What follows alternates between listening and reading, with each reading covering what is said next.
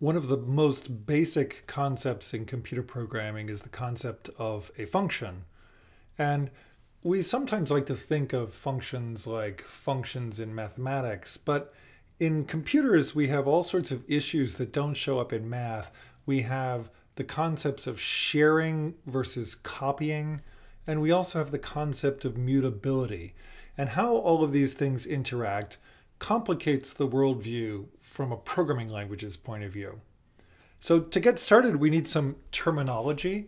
When we define a function, such as f here, we'll give it parameters such as x and y. And I'm going to call those formal parameters, or just parameters. And when we invoke the function later, we will give it actual parameters, or arguments. So we have formal parameters such as x and actual parameters such as hello.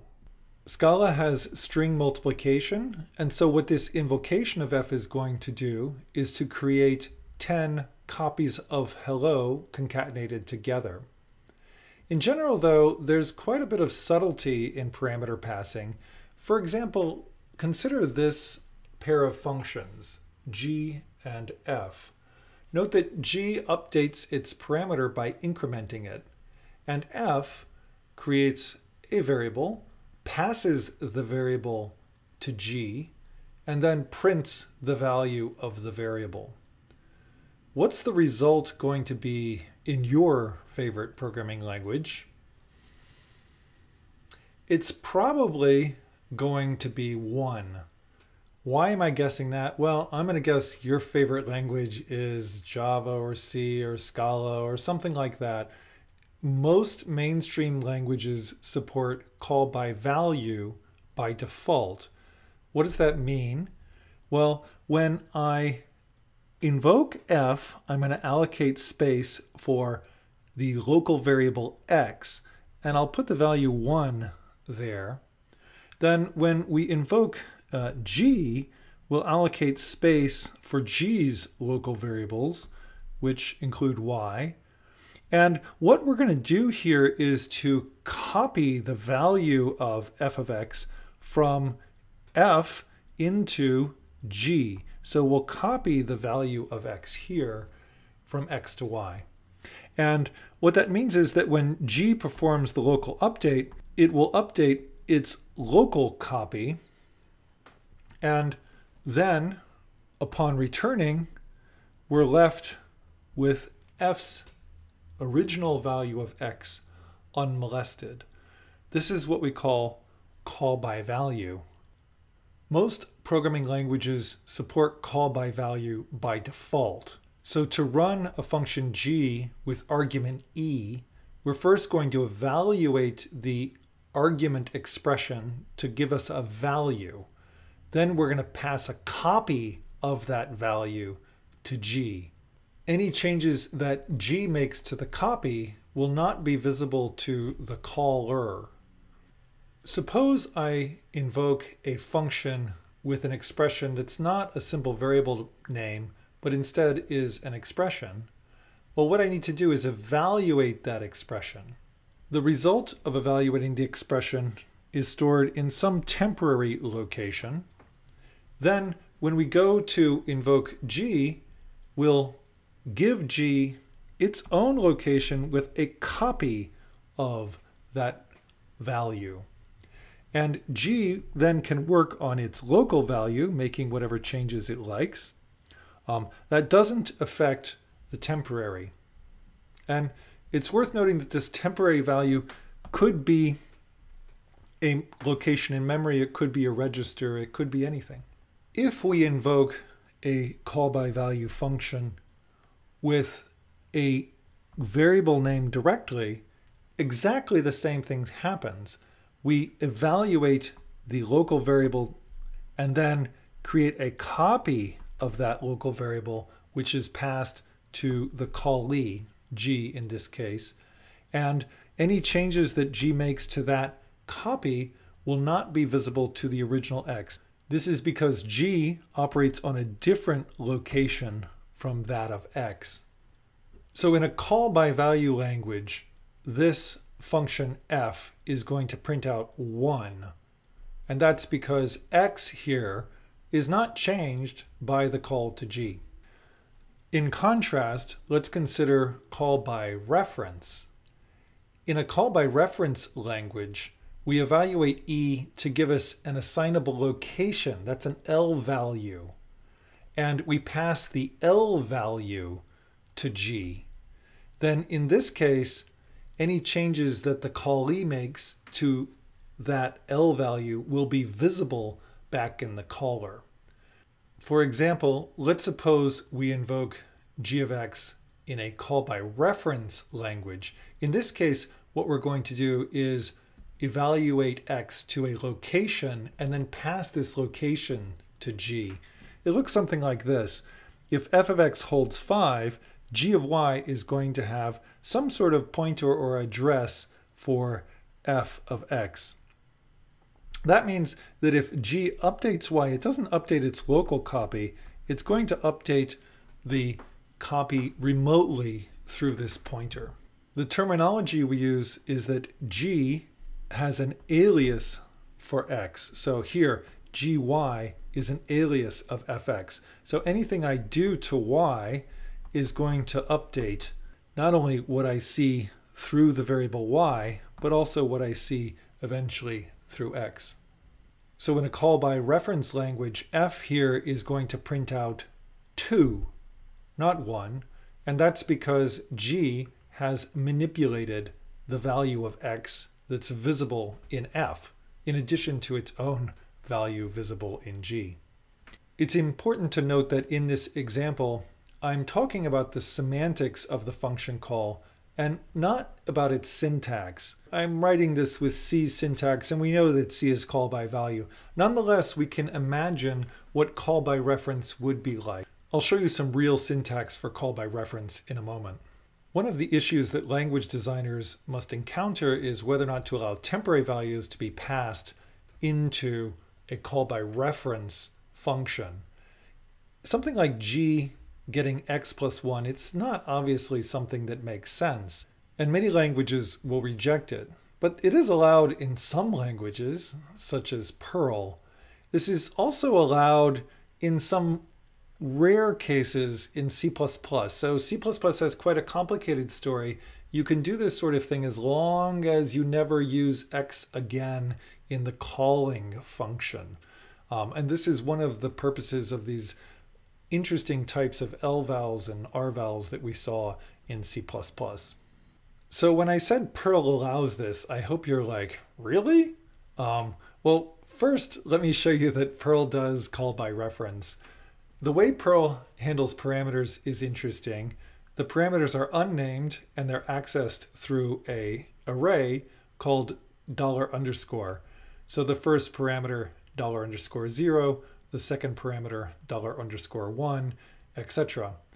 And here's then the function that we saw before rendered in PERL. And my x here is being passed. And you can see that indeed the changes to the parameter in g are reflected in f as a result. This will print out 2. So what does PERL do if I pass in an expression like x plus 1? Well, in this case, we end up with a temporary location holding the sum. And what we pass to g is not x, it's the address of the temporary location. So what happens here is that the temporary location is updated, but of course that has no effect on x. This is a rather nonsensical result, and it would lead a programming language snob to say that PERL was designed by monkeys. But there's no programming languages snobs here. So what are you supposed to do in a language like PERL? Well, the common thing is to actually create copies of the parameters that are passed in. So when I invoke g, often the first thing that will happen in g is to assign a new array of variables to be equal to the underscore argument, which is giving me the raw parameters. And then to manipulate those local copies. And in this case, I can have the behavior of call by value in PERL, even though PERL only supports call by reference natively. Symmetrically, I can simulate call by reference in a language like C, which only has call by value. How do I do that? It's by using a pointer to communicate between the two functions. That looks something like this. My main program has variable x initialized to 1. It also has a variable q, which holds the address of x from main. And now when I invoke g, what's going to happen? Well, I'm going to copy the contents of q up to p. But note that the contents of q at this point are an address, and therefore we're copying an address up to p. And therefore the changes that happen through p are through pointer indirections, and what we're going to do here is update whatever p is referring to through the pointer. And in this way I can simulate call by reference in C by using pointer arguments. C++ has pointers because it has everything C has, but it also has its own special syntax for achieving the same thing, which is called a reference type. So here I've declared G to have a reference type parameter. This is semantically quite similar to what I showed you for pointers in C. When I invoke G, I will pass in the address of X, and then any changes that happen in G will happen through the pointer. So note that this is the same semantics for what happened with pointers. So this is syntactically different, but semantically the same. Why did the designers of C++ include this redundant operation? Well, the main reason is they wanted to have nice syntax for overloaded operators, such as assignment. And when you overload the assignment operator in C++, it's important that you have a reference on the left-hand side. And they didn't want the poor C++ programmers to have to write this. So they don't need to write this. You can write it simply using the name of the variable in C++, and this is achieved by making the assignment operator take a reference parameter on the left. C does not have operator overloading, and therefore this was never an issue.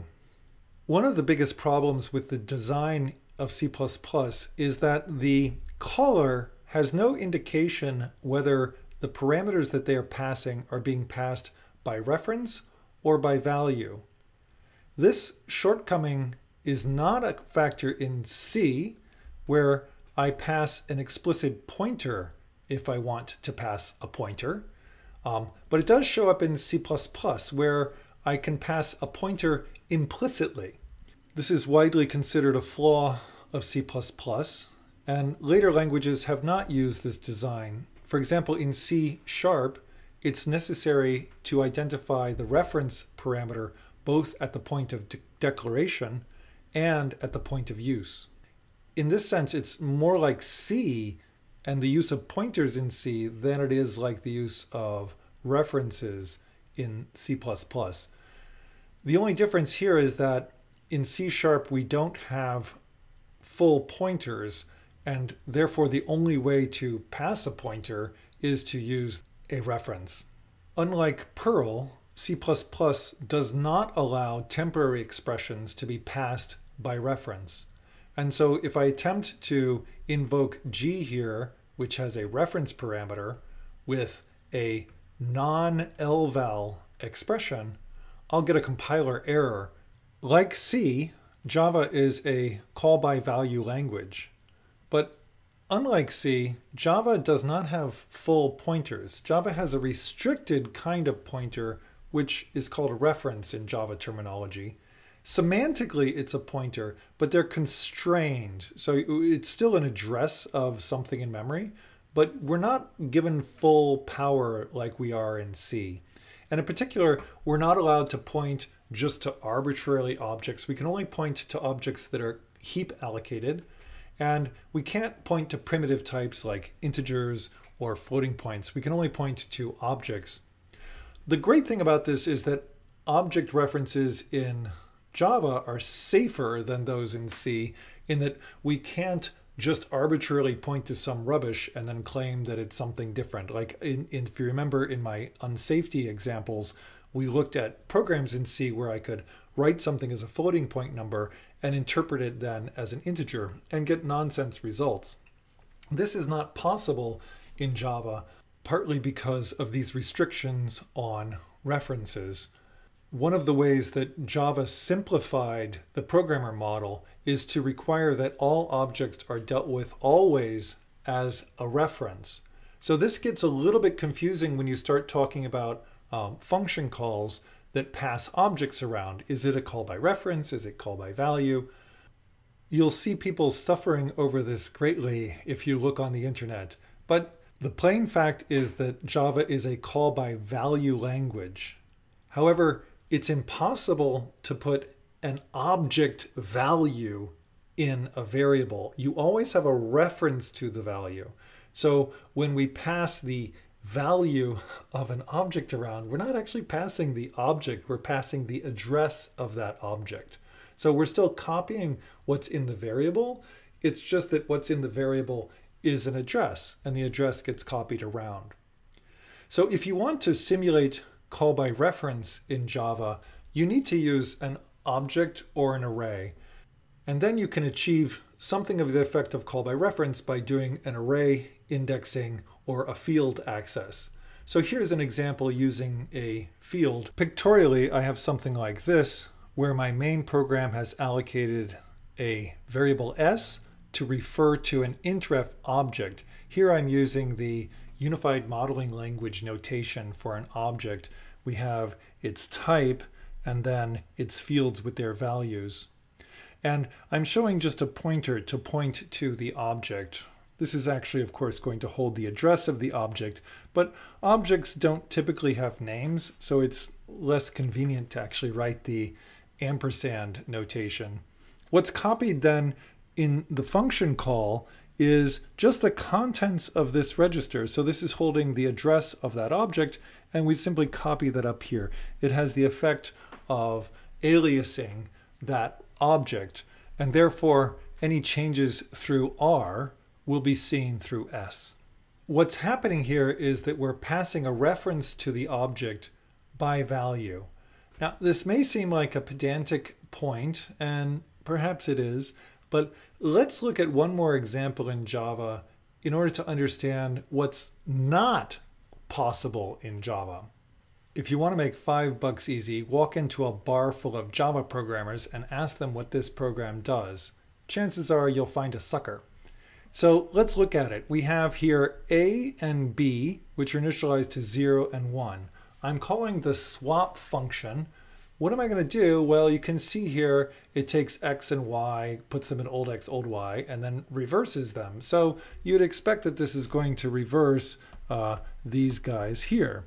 And well, you'd be wrong. So what happens here, I copy 0 in for X, I copy 1 in for Y, and then I do this local swap. So we have the old X, the old Y, and then we write back old X, old Y, and nothing happens. That's what happens on base type ints. What happens on integers? It's no different. If I run the swap function passing in integer references, well, what's going to happen here? Here, A and B don't actually hold the values 0 and 1. Instead, these are referring to objects I'll call I0 and I1. Each of those has a value field, which is either 0 or 1. And what I'm going to do, I'm going to pass the address of I0 into X, the address of I1 into Y, and now we're going to do our little swap algorithm. And so these two are going to be reversed. And what happened to my main program? Absolutely nothing.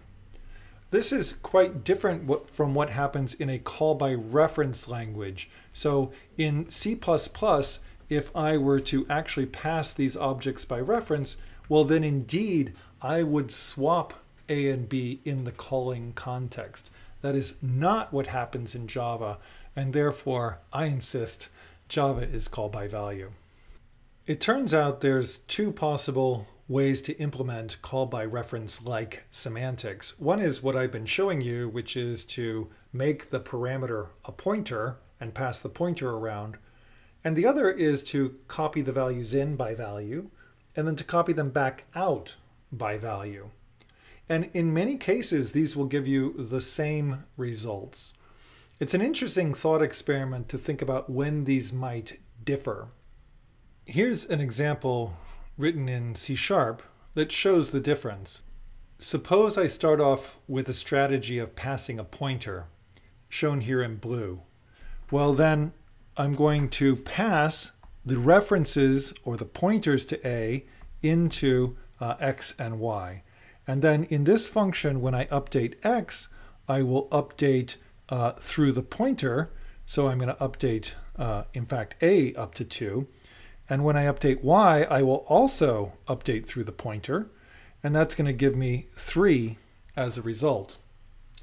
What happens if I copy in and then copy out? Well, in that case, I'll copy in the initial value 1 into both X and Y.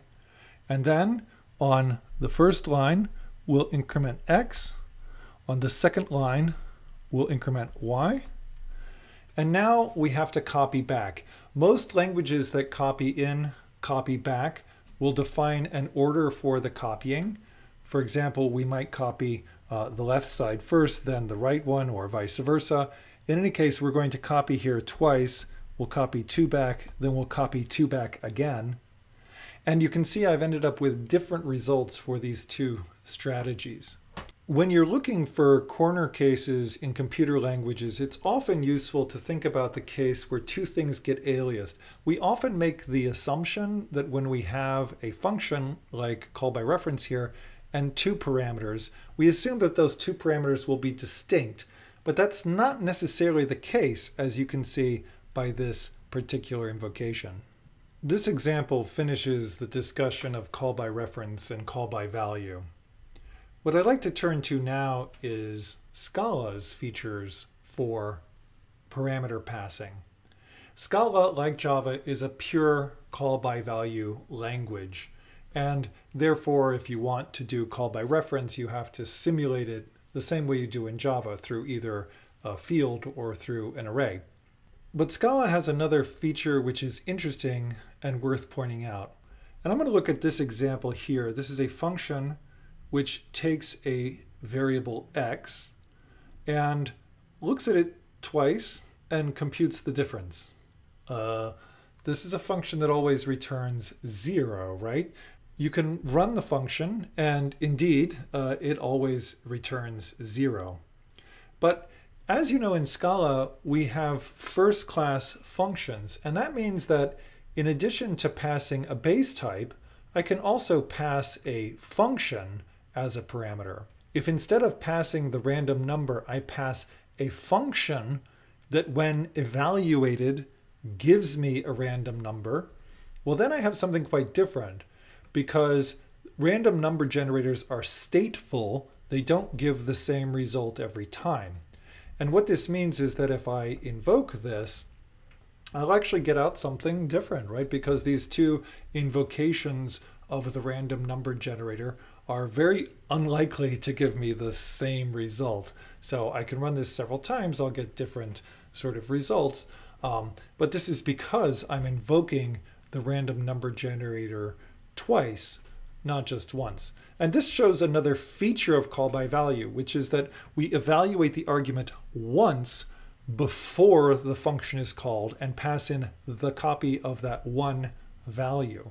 We do exactly the same thing when we pass a function. However, here, the value that we're passing is not a base value like a number. It's a function that we can then invoke. So if we invoke the function multiple times and the function is stateful, then it may give us different results.